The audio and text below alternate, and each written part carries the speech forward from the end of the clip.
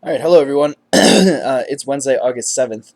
This is Liam McMahon. I'm a currency strategist here at globalfxclub.com, and I'm here today to talk to you about pound dollar. It's our chart of the day, and I chose pound dollar because of the significant fundamental event that took place earlier this morning, and the particularly violent reaction we saw to it, and actually the way or how now pound dollar is sitting at a very nice technical area where both bulls and bears have a very good setup to keep their eye on for. So please take a moment to read the risk disclaimer, which is on your screen, and then we'll get started.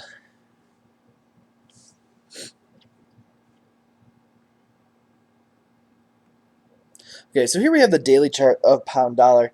Let's take a quick second to talk about what happened this morning. Mark Carney is the new Bank of England governor. Okay, he's been there since the beginning of July, but today was his first real dramatic step as governor. He has chosen to institute a policy of forward guidance, which is new for the Bank of England. They are not the only ones who do it now, though.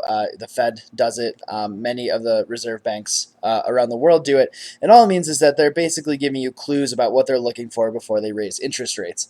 So Carney, this is one of his favorite tools. He decided to institute it at the Bank of England, and today was the first time that we saw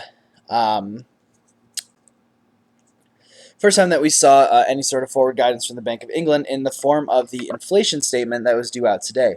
So, what did that statement say? The Bank of England has sort of pulled a Fed. All right, they have decided to tie interest rates or the raising of interest rates to the unemployment number. The Fed shows 6.5% unemployment, so the rates will remain low as long as unemployment is at 6.5% or above. The Bank of England shows 7%, but the same general idea that they won't be looking to raise rates until the unemployment level drops to 7% or below. The statement also included some estimates about when we may expect to see the unemployment rate dip to 7%, and the Bank of England expects that to happen around the middle of 2016. So what this told markets, all right, is that we are going to see low rates for an extended period of time in England. And you can see here on this daily candle, the initial reaction was very bearish. We sold off around 100 points, dropped down to 152 before pulling a 180 and reversing and shooting higher. The bearish reaction makes sense.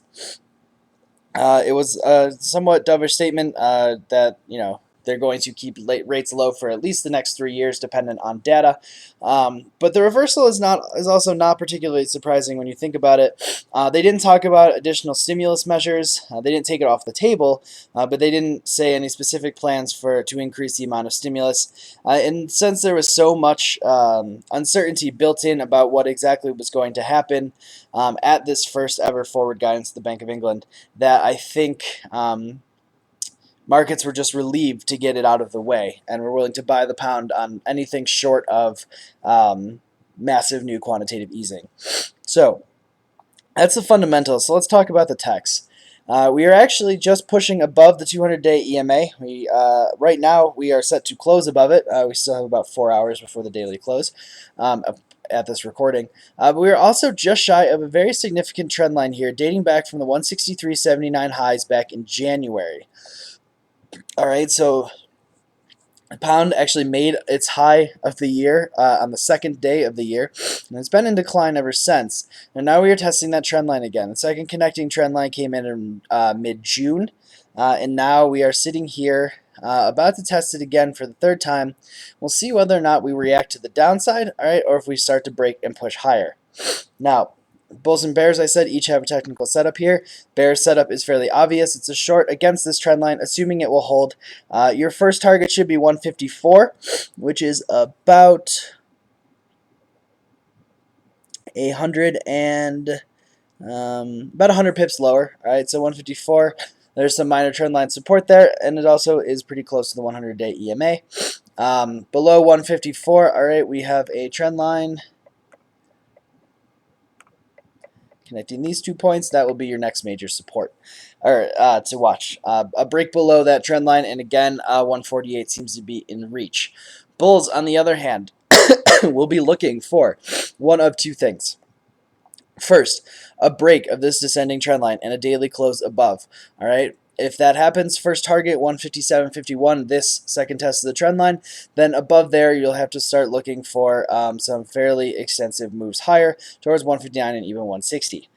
The other thing, if we do not break above that trend line anytime soon, we could see a very nice test of the trend line and then a flag pennant, some sort of consolidation pattern under the trend line. You'll start to look for longs during that consolidation to play for the eventual break.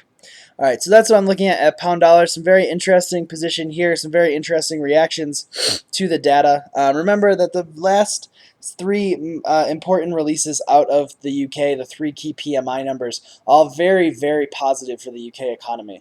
So it's not particularly surprising that we see the pound playing catch up higher here, as it has sort of been kept in check out of fear of this forward guidance today. So we may see the pound enjoy some strength, and certainly if we do manage to clear 156, I think it is very likely we'll start to find some stops and accelerate higher.